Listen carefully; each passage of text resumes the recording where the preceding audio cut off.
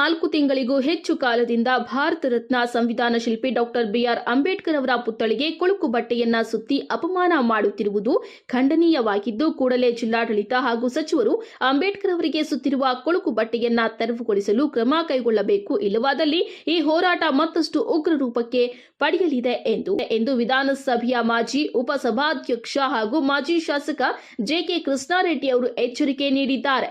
ಇನ್ನು ಪ್ರತಿಭಟನೆಯಲ್ಲಿ ಜೆಡಿಎಸ್ ಪಕ್ಷದ ಮುಖಂಡರು, ಕಾರ್ಯಕರ್ತರು, ನಗರಸಭಾ ಸದಸ್ಯರು, ದಲಿತ ಪರ ಸಂಘಟನೆಗಳ ಮುಖಂಡರು, ಸಾರ್ವಜನಿಕರು ಹೆಚ್ಚಿನ ಸಂಖ್ಯೆಯಲ್ಲಿ ಪಾಲ್ಗೊಂಡಿದ್ದರು.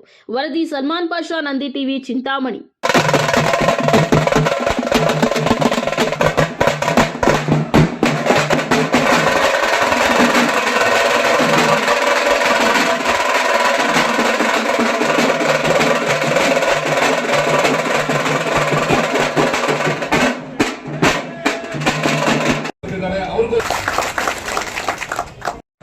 ಗೌರ್ಮೆಂಟ್ ಸ್ಕೂಲ್ನ ದತ್ತು ತಗೊಂಡು ಇದು ಮಾಡಿದ್ದಾರೆ. ಅದ್ರ ಜೊತೆ ಏನೋ ಒಂದು ಅಂಬೇಡ್ಕರ್ ಸ್ಟ್ಯಾಚ್ಯೂನ ಇಡಬೇಕು ಅಂತ ಸುಮಾರು 2-3 ವರ್ಷ ಹಿಂದೆ BO ಪರ್ಮಿಷನ್ ತಗೊಂಡು ಮಾಡಿದ್ದಾರೆ.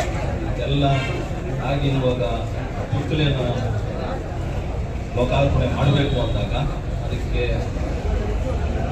ಏನೋ ಒಂದು ಬಟ್ಟೆಯನ್ನು ಸುತ್ತಿ ಅದನ್ನು ಮುಚ್ಚಿದ್ದಾರೆ. ಅದನ್ನು ಪರ್ಮಿಷನ್ ಇಲ್ಲ ಎಲ್ಲ ಹೇಳ್ಕೊಂಡು ಬರ್ತಾ ಇದ್ದಾರೆ. ಅದಕ್ಕೆಲ್ಲ ತೆರವುಗೊಳಿಸಬೇಕು ಅಂತ 10 ದಿನದಿಂದ ಇಲ್ಲಿ ಒಂದು ಪ್ರತಿಭಟನೆ ನಡೀತಾ ಇದೆ. ಅದು ನಮ್ಮ ತಾಲೂಕು, ನಮ್ಮ ಜಿಲ್ಲೆಯವರು ಬಿಟ್ಟು ಬೇರೆ ಬೆಂಗಳೂರು ಕಡೆಯಿಂದ ಎಲ್ಲ ಬಂದು ನಿಮ್ಮ ಜೊತೆ ನಿಮ್ಮ ಸಂಘಟನೆಗಳೆಲ್ಲ ಸಪೋರ್ಟ್ ಕೊಡ್ತಾ ಇದ್ದಾರೆ. ಅದ್ರ ಜೊತೆ ಇವತ್ತು ಏನು ಜೆ.ಕೆ. ಕೃಷ್ಣಾರೆಡ್ಡಿ ಅವರು ಬಂದು ನನಗೆ ನೆನ್ನೆ ಫೋನ್ ಮಾಡಿ ಬರಬೇಕು ಅಂದಾಗ ನಾನು ಬಂದಿದ್ದೀನಿ. ಬಟ್ ನಾನು ಇವತ್ತು ಮುರಳಿ ಅಂತ ಏನು ಸಂಕ್ಷಿಪ್ತವಾಗಿ ಎಲ್ಲ ವಿವರಣೆ ಮಾಡ್ಕೊಂಡು ಬಂದರು. ಇದೆಲ್ಲ ನೀವು ಹೊರತೋಗಿ ನಾವು ಹೇಳ್ದಂಗೆ 5 ನಿಮಿಷ ಕಾಲಾವಕಾಶ ತಗೊಂಡು ಅಲ್ಲಿ ಬಂದು ಅದನ್ನು ತೆರವುಗೊಳಿಸಿದ್ರೆ ಎಲ್ಲ ಅಂತ್ಯ ಆಗುತ್ತೆ ಅಂತ ಏನು ಜೆ.ಕೆ. ಅಣ್ಣ ಹೇಳ್ತಾರೋ ಅದು ಸೂಕ್ತ ಅನಿಸುತ್ತೆ ನನಗೆ. ಬೇರೆ ಎಲ್ಲ ಬಿಡಿ, ಅದು ನೀವು ಏನೇನು ಹೇಳ್ತಾ ಇದ್ದೀರೋ ಅದು ರಾಜಕೀಯವಾಗಿ ಬರ್ತದೆ, ಅದೆಲ್ಲ ಬೇಡ. ಯಾಕೆ ನಾನು ಇದೆಲ್ಲ ಏನಕ್ಕೆ ಹೇಳ್ತೀನಿ ಅಂದರೆ, ಇವಾಗ ಇಲ್ಲಿ ನಾವು ಪ್ರತಿಭಟನೆ ಮಾಡ್ತಾ ಇರೋದು, ನಾನಿಲ್ಲಿ ನಿಂತ್ಕೊಂಡು ಮಾತಾಡ್ತಾ ಇರೋದು, ನೀವು ಪ್ರತಿಭಟನೆ ಮಾಡಿರೋದು, ಮತ್ತು ಬೇರೆ ಎಲ್ಲ ವಿಚಾರಗಳು ಆಗ್ತಾ ಇರಲಿ, ಅದೆಲ್ಲ ಏನು ಬಾಬಾ ಸಾಹೇಬ್ ಅಂಬೇಡ್ಕರ್ ಸಂವಿಧಾನ ಕೊಟ್ಟಿರಲ್ಲ, ಅದರಿಂದ ನಾವು ಇಲ್ಲಿದ್ದೀವಿ. ಅದರಿಂದನೇ ಇದೆಲ್ಲ ನಡೀತಾ ಇರೋದು. ಅವ್ರಿಗೆ ಗೌರವ ಕೊಡದೆ ನಾವು ಇದೆಲ್ಲ ಮಾಡೋಕ್ಕೆ ಹೋದರೆ ಅದು ಕರೆಕ್ಟ್ ಅಲ್ಲ ಅಂತ ನನ್ನ ಅನಿಸಿಕೆ. ಯಾಕೆಂದರೆ ಅಣ್ಣ ಅವ್ರು ಹೇಳ್ದಂಗೆ ಪಾರ್ಲಿಮೆಂಟಲ್ಲಿ ಯಾವುದೋ ಒಂದು ಪಕ್ಷ ಕಾನ್ಸ್ಟಿಟ್ಯೂಷನ್ ಅಂತ ಇಟ್ಕೊಂಡು ಎಲ್ಲ ಓಡಾಡ್ತಾನೆ ಇರ್ತಾರೆ. ಆದರೆ ಇಲ್ಲಿ ಈ ಪರಿಸ್ಥಿತಿ ಇವಾಗ ನಾವು ಅದೇ ಚಿಂತಾಮಣಿಯಲ್ಲಿ ಬಾಬಾ ಸಾಹೇಬ್ ಅಂಬೇಡ್ಕರ್ ಸುತ್ತಿಯನ್ನು ಒಂದು ಬಟ್ಟೆಯಲ್ಲಿ ಸುತ್ತಿ ಅದನ್ನು ಯಾರಿಗೂ ತೋರಿಸದೆ ಇಲ್ಲ ಪರ್ಮಿಷನ್ ಇಲ್ಲ ಅದು ಇದು ಅಂತ ಹೇಳೋದು ಅದು ಕರೆಕ್ಟ್ ಸೂಕ್ತ ಅಲ್ಲ ಅಂತ ನನಗನ್ಸುತ್ತೆ. ಯಾಕಂದರೆ ಇವಾಗ ಇಲ್ಲಿ ಏನಾಗಿದೆ ಅಂದರೆ ಜನರ ಅಭಿಪ್ರಾಯ ಏನು ಅದು ಮುಖ್ಯ. ಜನ ಏನು ಮಾಡಿದ್ದಾರೆ, ಅದು ಏನು 2-3 ವರ್ಷದಿಂದ ಏನಾಗಿದೆ ಅದು ಮುಖ್ಯ ಅಂತ ನನಗನ್ಸುತ್ತೆ. ಯಾಕೆಂದರೆ ಏನು ಈ ಲಿಯೋ ಕ್ಲಬ್ ಮತ್ತು ಅನಿತಾ ಚಾರಿಟಬಲ್ ಟ್ರಸ್ಟ್ ಅಂತ ಏನು ಮಾಡಿದ್ದಾರೆ, ಏನು 2-3 ವರ್ಷದಿಂದ ಏನು ಅದನ್ನೆಲ್ಲ ರೆಡಿ ಮಾಡ್ಕೊಂಡು ಬಂದಿದ್ದಾರೋ ಅದಕ್ಕೆ ಒಂದು ಗೌರವ ಕೊಡಬೇಕಾಗಿತ್ತು.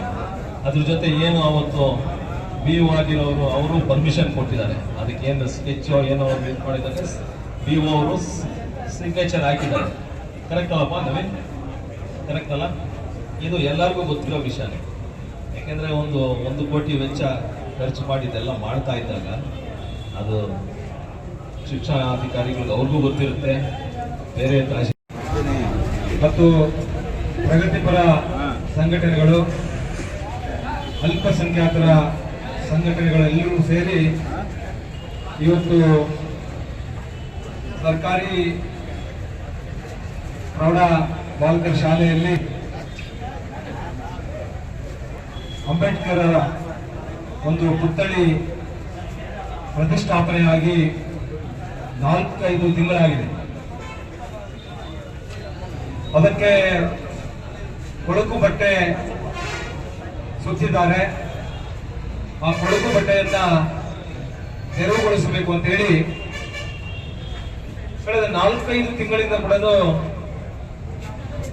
ಈ ಎಲ್ಲ ನಮ್ಮ ದಲಿತ ಪರ ಸಂಘಟನೆಗಳು, ಪ್ರಗತಿಪರ ಸಂಘಟನೆಗಳು, ಅಲ್ಪಸಂಖ್ಯಾತರ ಸಂಘಟನೆಗಳೆಲ್ಲರೂ ಸೇರಿ ಹಲವಾರು ಬಾರಿ ಪ್ರತಿಭಟನೆಗಳನ್ನ ಮಾಡಿ ಅಧಿಕಾರಿಗಳಿಗೆ ತಾಕೀತನ್ನು ಮಾಡಿದ್ರು ತೆರವುಗೊಳಿಸಬೇಕು ಅಂತ ಹೇಳಿ.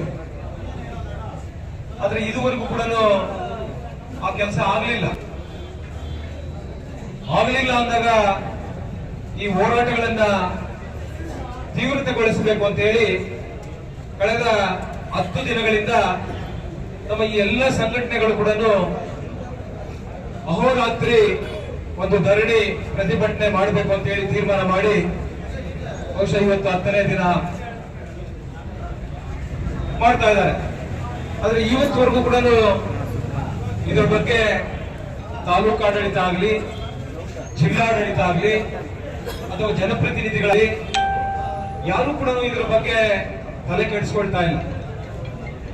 ನಾನು ಕಳೆದ 30ನೇ ತಾರೀಕು ನಮ್ಮ JK ಭವನದಲ್ಲಿ ಕ್ಯಾಲೆಂಡರ್ ಬಿಡುಗಡೆ ಮಾಡುವಂತ ಸಂದರ್ಭದಲ್ಲಿ ನಾನು ಹೇಳಿದೆ, ನಮ್ಮ ಮಾಧ್ಯಮ ಸ್ನೇಹಿತರು ಎಲ್ಲರೂ ಕೂಡ ಕೇಳಿದ್ರು ನನಗೆ ಅಧಿಕಾರಿಗಳ ಬಗ್ಗೆ ಏನು ಅಂತ ಹೇಳಿದಾಗ ತಾಲೂಕು ಆಡಳಿತ ಸತ್ತೋಗಿದೆ, ಜಿಲ್ಲಾಡಳಿತ ಸತ್ತೋಗಿದೆ, ಈ ಎರಡೂ ಕಡೆ ತಾಲೂಕು ಆಡಳಿತನೂ ಸತ್ತೋಗಿದೆ, ಜಿಲ್ಲಾ ಆಡಳಿತ ಕೂಡ ಸತ್ತೋಗಿದೆ.